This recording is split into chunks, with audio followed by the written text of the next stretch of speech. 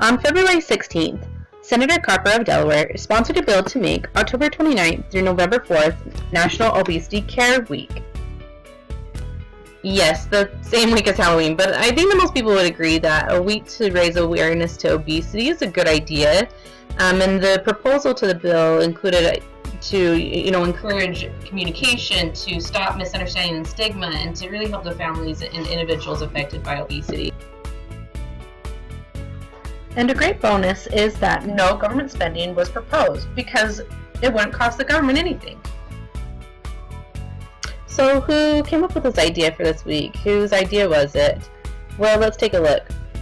So all those look pretty good except for the American Society of Metabolic and Bariatric Surgery.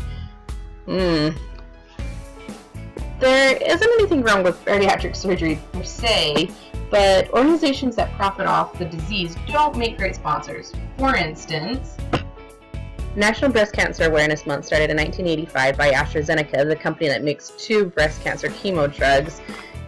And so that really doesn't set well with people that their only campaign is to get a mammogram and none about preventative measures and finding a cure.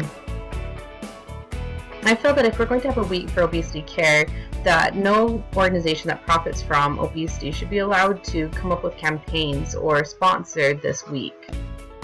The sponsors behind National Obesity Care Week have goals that are directed at healthcare professionals to make this a team approach. Bariatric surgery and weight loss have made the list for these strategies. However, dietitian and nutrition therapy have not, even though a meta-analysis found behavioral strategies significantly effective and surgical and pharmaceutical strategies as lacking such support for their effectiveness.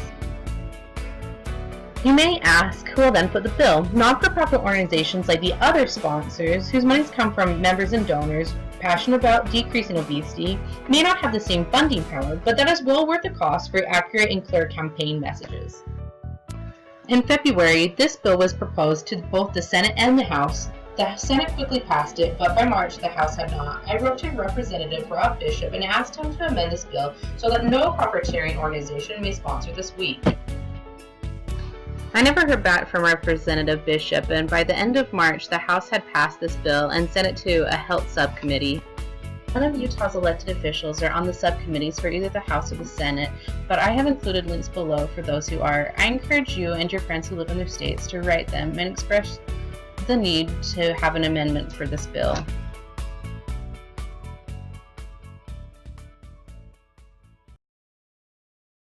Created using Powtoon.